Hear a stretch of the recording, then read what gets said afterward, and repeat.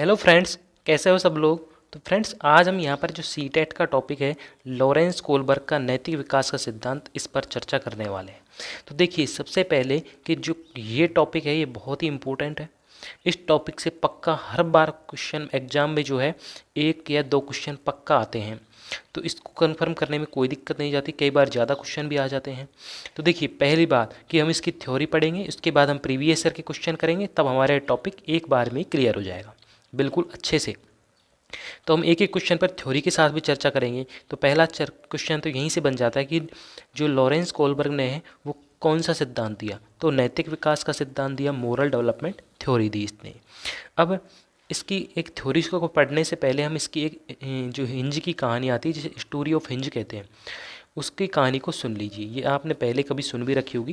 देखिए, हिंज नाम का एक व्यक्ति होता है और उसकी एक बीवी होती है। तो वो बीवी होती है, वो बीमार होती है। जब उसकी बीवी बीमार होती है तो उसको ऐसी बीमारी हो जाती है कि इसकी जो दवा है बीमारी की, इस बीवी की बीमारी है, इसकी दवा सिर्फ इसको एक मेडिकल स्टोर या एक ही रिसर्च सेंटर पर उपलब्ध है। और वो रिसर्च सेंटर वाले से अगर ये दवाई लेता है तो बहुत महंगे दामों में बेचता है, बहुत महंगे रुपयों में बेचता, महंगी है, जितने पैसे हिंज के पास नहीं है। अब या तो हिंज जो है अपनी बीवी को इलाज करवाए तो पैसे लेकर आए, या फिर चोरी करे, चोरी करेगा तब उसकी बीवी बच जाएगी, या फिर बीवी को मरने दे, चोरी मत कर। तो इस तरीके की दुविधाएं हिंज के मध्य आ चुकी है। तो इस तरीके की कहानी है। अब इस कहानी पर आधारित ही ये नैतिक विकास का सिद्धांत है। तो चलिए, पहली बात तो हम इसको स्टार्ट करते हैं और शुरू करते हैं कि देखिए कि जो नैतिक विकास का सिद्धांत देने वाले व्यक्ति लॉरेंस कोलबर्ग है, वो कहाँ के रहने वाले हैं। तो सबसे पहली बात तो कि ये अमेरिका के रहने वाले हैं। अब अमेरिका के रहने वाले हुए, ये दो क्वेश्चन यहाँ से हो चुके।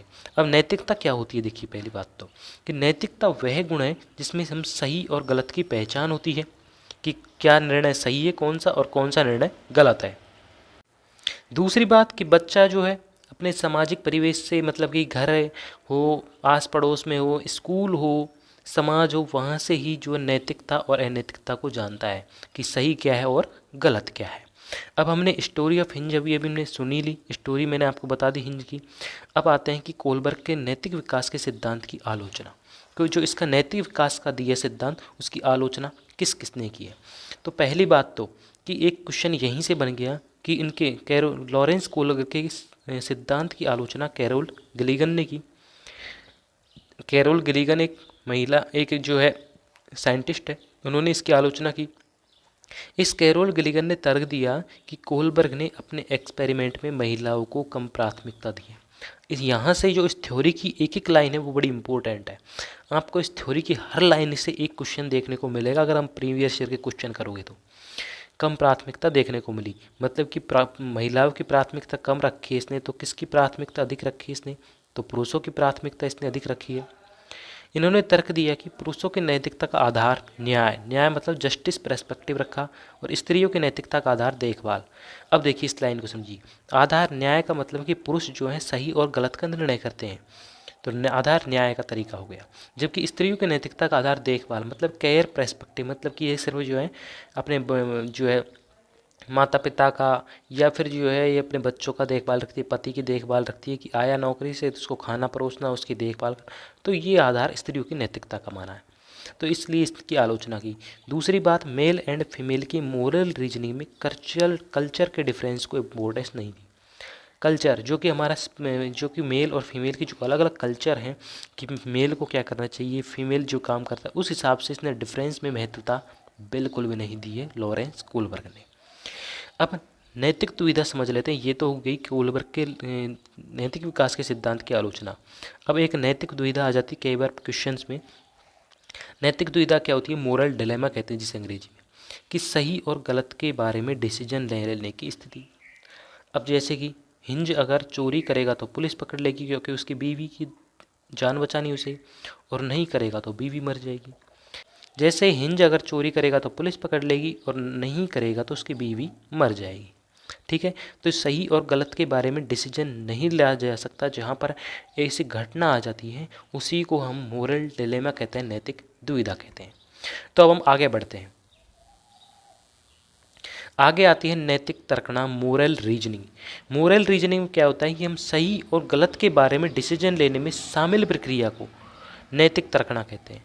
मतलब कि अब कौन सी प्रक्रिया आई, मान लीजिए कि हमने सही है कोई निर्णय लिया, अब आप ये कहोगे साहब हिंज चोरी करेगा, वो सही निर्णय है क्योंकि उसे अपनी बीवी की जान बचानी है।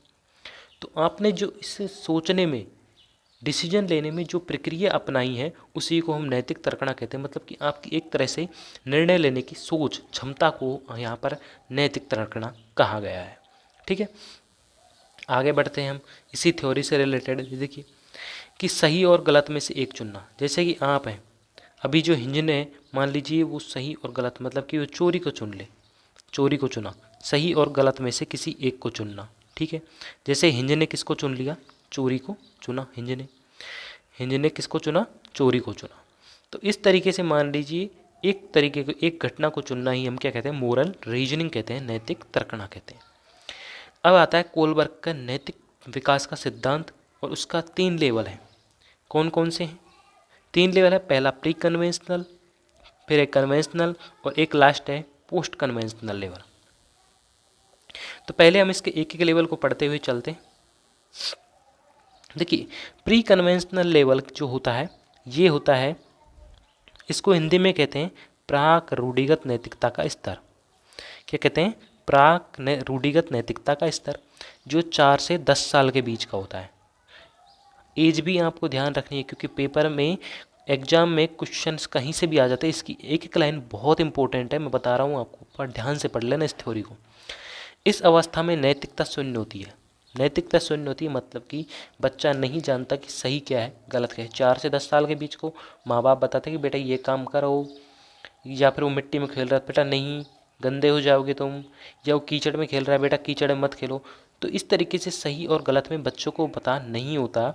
वो मतलब कि अपने माता पिता हो या फिर पड़ोस में जैसे कोई चोरी कर रहा है, कोई छोटा बच्चा 4 से 10 साल के बीच में, तो नहीं बेटा चोरी नहीं करते। तो इस तरीके से दूसरे लोग उसके नैतिकता को बताते हैं। अब देखिए इसी लाइन को पढ़ ली, यानी बच्चों को सही और गलत के बारे में पता नहीं होता, बच्चों को बिल्कुल पता नहीं था। इस अवस्था में नैतिक तर्कना दूसरे लोगों के मानकों के अनुसार होती है।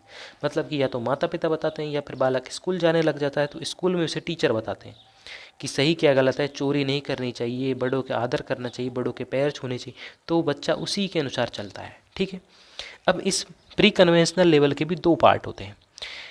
इसमें पहला है दंड एवं आज्ञा पालन उन्मुखता, मतलब पनिशमेंट एंड ओबीडेंस। आपको देखिए हिंदी और इंग्लिश दोनों रखनी है याद, ज़्यादा इंग्लिश तक रखनी है क्योंकि पेपर में हिंदी में अलग चीज़ कई बार आ जाती है, जैसे कि ये दंड एवं आज्ञा पालन उन्मुखता, इसकी जगह और कुछ भी आ सकता है, वो लिख देते हैं, जैसे कि पनिशमेंट है दंड की जगह और हिंदी का वर्ड डाल देते हैं इस तरीके का। तो आपको इंग्लिश और हिंदी दोनों को कंपेयर करके चलना है, दोनों को याद रखते हुए। दंड एवं आज्ञा पालन में क्या होता है कि जैसे बच्चा है वो नैतिकता क्यों मानेगा, क्योंकि उसे या तो जैसे अब हम बड़े हैं उसके माँ बाप, मान लीजिए बच्चा कोई उधम कर रहा है तो उसे कहेंगे बेटा ये काम मत कर, तो वो तुरंत रुक जाता है उस काम को करते हुए क्योंकि उन्होंने कहा है। और नहीं करेगा, ऐसा नहीं मानेगा, तो उसे पता है दंड मिलेगा या तो पिटाई हो जाएगी उसकी। जैसे कि बच्चों की नैतिकता सजा और आज्ञा पालन पर आधारित होती है, या तो बच्चा सजा से डरता है कि पिटाई होगी, या फिर बच्चा उनकी आज्ञा का पालन करता है। जैसे जब हिंज ने चोरी की तो बच्चों ने सोचा हो कि अगर चोरी करेगा तो उसे सजा मिलेगी। अभी हमने कहा कि जब नैतिक तर्कना पड़ेगी, हिंज ने चोरी को चुना। अब कुछ बच्चे सोचेंगे अगर हिंज चोरी कर देगा तो उसे सजा मिलेगी, कुछ बच्चे सोचेंगे नहीं उसे अपनी बीवी की जान बचानी चाहिए। तो इस तरीके से होती है दंड एवं आज्ञा पालन, मतलब कि दंड से भी डरता है बच्चा या फिर जो आज्ञा का पालन करता है। ठीक है, दूसरी है साधनात्मक सापेक्षता, इंस्ट्रूमेंटल रिलेटिविज इंडिविजुअलिज्म। इसका कहते हैं tit for tat stage. Tit for tat stage मतलब कि जैसे का तैसा। एक बच्चा है, 2 बच्चे एक साथ थे, स्कूल में पढ़ रहे थे, मतलब और भी बच्चे थे। एक बच्चे ने दूसरे की पेंसिल तोड़ दी, दूसरे ने उसकी पेंसिल तोड़ दी। एक ने एक की कॉपी फाड़ दी, दूसरे ने उसकी भी कॉपी फाड़ दी। तो इस तरीके की इंस्ट्रूमेंटल रिलेटिव्स बने हुए साधनात्मक सापेक्षता, एक जैसा करेगा दूसरा भी वैसे ही करेगा, इस तरह की स्टेज को साधनात्मक सापेक्षता कहते हैं। तो ये प्री कन्वेंशनल लेवल की 2 स्टेज हो गई हैं। अब आता है कन्वेंशनल लेवल, रूढ़िगत नैतिकता का स्तर। उसका नाम था प्राक रूढ़िगत नैतिकता का स्तर, मतलब पहले वाला। इसकी स्टेज है, इसकी एज है जो 10 से 13 ईयर्स है। इस अवस्था में बच्चा जो है दूसरों लोगों के मानकों को अपने अंदर समावित कर लेता है तथा उसी के अनुसार सही या गलत का निर्णय लेता है। मतलब कि छोटा बच्चा जब सीखता रहा तो दूसरे के अनुसार, मतलब कि अब दूसरे कहेंगे उसी अनुसार से वो उसने सीख लिया कि इस तरीके से हमें चलना है यहाँ पर। जैसे कि पब्लिक प्लेस पर इस तरीके से रहना है, बाहर नहीं थूकना, घर में इस तरीके से रहते हैं, विद्यालय में जैसे हम ड्रेस में स्कूल की जो पोशाक है उसको पहन करके जाते हैं। तो उस तरीके से उसने नियम कानून सीख लिए थे पहले से ही, उसी के अनुसार वो सही गलत का निर्णय लेता है। अब इसकी स्टेज पहली है, अच्छा लड़का या अच्छी लड़की बनने की उन्मुखता, good boy and good girl. दूसरों के साथ भला बनकर अनुमोदन अर्जित करता, मतलब भला बन करके मतलब कैसे। अब घर में मेहमान आए, बच्चा हमारे माँ बाप के सामने, दादा दादी के सामने तो बहुत ज़्यादा उधम कर रहा था, तकिए मार रहा था, दादा दादी के ऊपर खेल रहा था, उनके साथ में हंसी मजाक जो कुछ कर रहा था। लेकिन जैसे ही घर में मेहमान घुसे, उसे भी पता है क्योंकि सीख रहा है उसे बचपन से कि जैसे ही घर में कोई मेहमान आएगा, मम्मी पापा ने सिखा रहा कि चुपचाप रहना जब भी घर में मेहमान आए कोई, और ना हल्ला गुल्ला करना जब तक मेहमान ना चला जाए। हम जो मेहमान को देंगे सामने खाने के लिए उसमें से तू हाथ भी नहीं लगाएगा। जैसे ही मेहमान आएगा तू पैर छुएगा जाते ही, तो अच्छा बनेगा। मतलब लड़का लड़की अच्छा बनने की उम्मीद करते हैं, अच्छा बनने की कोशिश करते हैं। दूसरों के सामने आते ही मेहमान आते ही उसके पैर छुएंगे, फिर जो भी मेहमान को खाने पीने की चीज़ आएगी उसमें से बच्चा हाथ भी नहीं लगाएगा। और जैसे ही मेहमान गया, फ्रिज में चाहे 10 किलो कुछ भी चीज़ रखी हो, बिठाए रखी हो, तो टूट पड़ेंगे उन पर। गोल्डन रूल का विचार भी इसी स्टेज में आता है। एक लाइन ये बहुत इंपॉर्टेंट है, गोल्डन रूल, सुनहरा नियम एक तरीके के, मतलब कि गोल्डन का रूल का विचार भी इसी स्टेज में आता है। ठीक है। इसके बाद तक कानून एवं व्यवस्था उन्मुखता, law and order, social law and order orientation. इसमें बच्चा कानून तथा सामाजिक व्यवस्था को बनाए रखने की भावना विकसित करता है। मतलब कि लॉ एंड ऑर्डर का मतलब हो गया कानून, नियम जिस तरीके से बने हुए हैं। जैसे कि ट्रैफिक रूल है, ट्रैफिक रूल क्या कहता है कि बाईं तरफ चलना चाहिए, ग्रीन सिग्नल होने पर चलना चाहिए, रेड सिग्नल होने पर रुक जाना चाहिए। तो उस तरीके के नियम बिल्कुल फॉलो करता है बच्चा। ठीक है, ये हो गई सेकंड स्टेज, सेकंड लेवल का दोनों स्टेज। ठीक है। इसके बाद है इसके नेक्स्ट स्टेज। जैसे देख लीजिए यहाँ पे उसका उदाहरण था, किसी व्यक्ति का एक्सीडेंट हो गया रेड लाइट पर चलते हुए, तो इसलिए वह ऐसा नहीं करेगा। अब बच्चे ने क्या सीख लिया कि रेड लाइट क्रॉस की थी उसने, social law and order orientation में, कि जब किसी व्यक्ति ने रेड लाइट हो रही थी और फिर भी रोड क्रॉस कर दिया किसी व्हीकल से, तो उसका एक्सीडेंट हो गया और मर गया। अब बच्चा ऐसा नहीं करेगा, वो सीख गया कि ऐसा करने से अपनी जान जा सकती है। ठीक है। Post conventional level. अब देखिए पोस्ट कन्वेंशनल लेवल, उत्तर रूढ़िगत नैतिकता स्तर। हमने तीनों लेवल पढ़े। पहले लेवल की एज थी 4 से 10 साल, दूसरे लेवल की एज थी 10 से 13, और तीसरे लेवल की एज थी 13 वर्ष से ऊपर, मतलब कितनी भी। इसमें निर्णय बच्चा खुद लेता है। जैसे 13 वर्ष से ऊपर हो गया, ना कि समाज के जरिए क्या सही और क्या गलत है। अब वहाँ तक तो उसे समाज बताया जा रहा था कि बेटा इस तरीके से चलना है, ये सही है वो गलत है। अब बच्चा इसमें खुद निर्णय लेगा, और खुद कैसे निर्णय लेगा उसके भी 2 स्टेजेज हैं। देखिए पहले सामाजिक अनुबंध उन्मुखता, social contract orientation. Social contract orientation होता क्या इस स्टेज में, देखिए कि इसमें किशोर मानते हैं कि नियम लोगों के भले के लिए। बिल्कुल ठीक बात है, अगर किसी नियम से किसी का नुकसान होता है तो ऐसे नियम को तोड़ देना चाहिए। जैसे रेड लाइट क्रॉस करते अगर किसी व्यक्ति की करके तोड़ करके किसी व्यक्ति की जान बचाई जा सके तो उसे तोड़ दो। मान लीजिए अब रेड लाइट क्रॉस कर रहे थे कोई एक व्यक्ति, उसका एक्सीडेंट हो गया। अब दूसरे व्यक्ति तुम वहीं पर पास में खड़े हो तो तुम उसको जाके बचाओ, एक्सीडेंट हो गई। अब रेड लाइट को तुम तोड़ दो क्योंकि उसका तो एक्सीडेंट हो गया, अब उसे बचा लो, जान बचाई जा सकती है तो तोड़ दो इसलिए। ठीक है, इसलिए इस रेड लाइट को तोड़ दो। दूसरा है सार्वभौमिक नैतिक सिद्धांत उन्मुखता। सार्वभौमिक नैतिक सिद्धांत उन्मुखता क्या कहता है कि यूनिवर्सल एथिकल प्रिंसिपल ओरिएंटेशन। इसमें किशोर दूसरों के विचार से नहीं बल्कि खुद के मानकों के अनुसार व्यवहार करता है। उसमें तो फिर भी दूसरे खुद के ही निर्णय ले रखता, लेकिन समाज के थ्रू एक तरीके के सामाजिक नियम भी जुड़ा हुआ था उस सामाजिक अनुबंध में। सामाजिक नियम कैसे जुड़ा था कि रेड लाइट पूरा समाज फॉलो करता है कि रेड लाइट पे क्रॉस नहीं करते। रेड लाइट पर रुकना चाहिए।